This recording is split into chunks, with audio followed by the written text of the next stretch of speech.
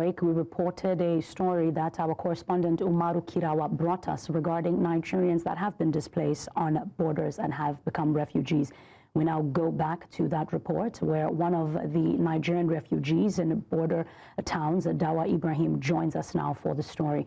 Dawa, thank you so much for joining us. Now, can you describe what daily life has been like for you and your family since being displaced from Nigeria? Thank you, Ina. Good afternoon.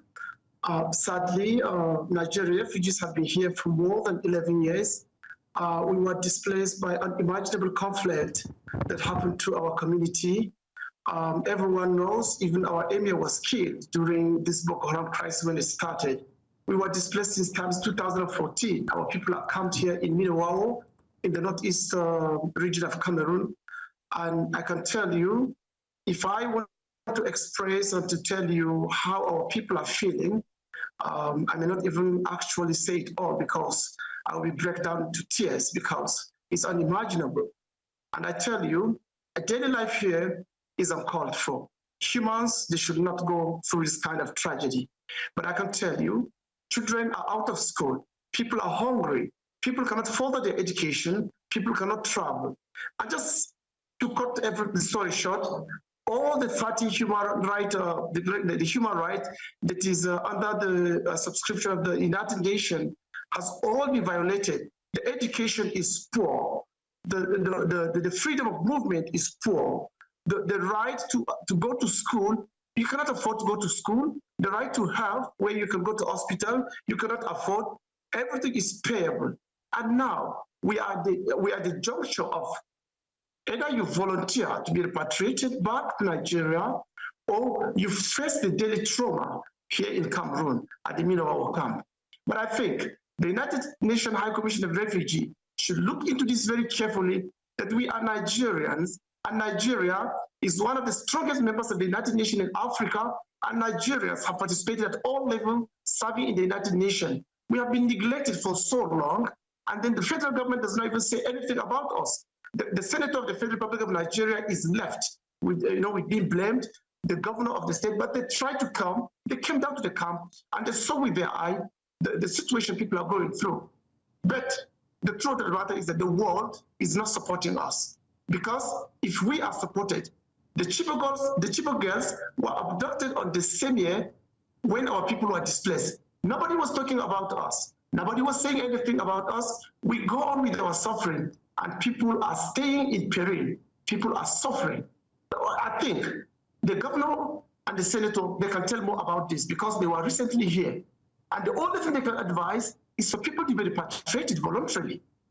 Because I have given this example so many times that if you are faced with a lion at the bank of the river and the river is filled up with crocodiles, I think it's convinced for me to fall into the river and try to find my way in the river. Even if I will die, I will feel the coolness of the water than to be crushed with the lion, at the bank of the river.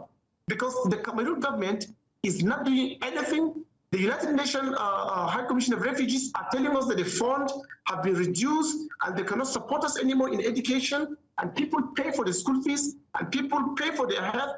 Where do we get money? And this is a country that has stayed for long. Everybody knows about Cameroon. Let me just say this thing. People may be afraid to say things about Cameroon. I schooled here in Cameroon as a medical student in the southwest region of Cameroon in the University of Boya, and I have worked in Douala, and I cannot even continue with the job because of the demand for the qualification that can qualify to work in the country. If the citizen cannot work, what of you? Talk less of you as a refugee. But I tell you, Bawa, can I just refugees here.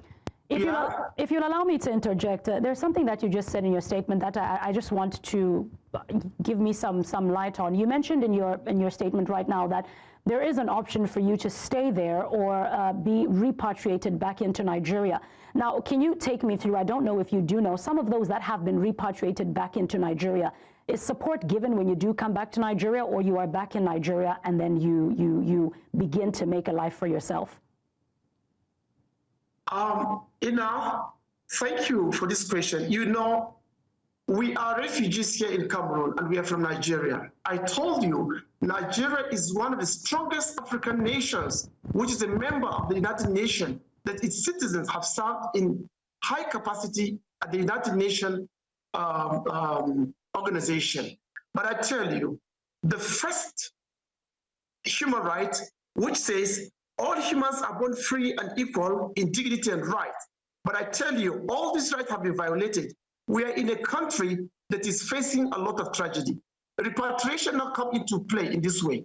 Repatriation can be done by observing the tripartite, where the Nigerian government, the UNHCR, and the Cameroon government, where they can now come, all the three parties will come together and discuss about how can refugees be repatriated back to the place they were displaced by unimaginable conflict, where the hospital is built, the security personnel are available, and the schools are built, the roads are built, and their homes are rebuilt.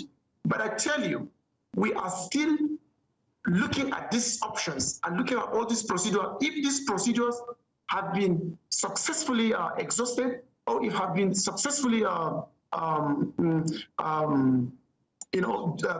achieved.